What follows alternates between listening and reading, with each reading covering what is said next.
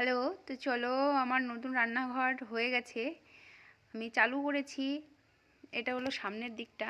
এবার আমি রান্নাঘরের পিছনে মানে রান্নাঘরে ঢুকবো। ঢুকে গেছি।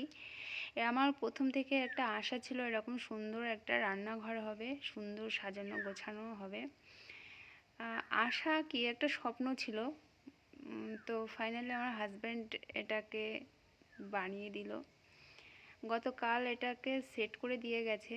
তো আমি কাল ভিডিও করার সময় পাইনি, যেহেতু এগুলো সাজাতে গোছাতে আমার অনেকটা সময় লেগে গিয়েছিল। সেই জন্য আমি আজ ভিডিও করেছি। আমি এই তাকে সুন্দর করে সাজিয়ে রেখেছি, সব জিনিসপত্রগুলো সুন্দর করে সাজিয়ে রেখেছি।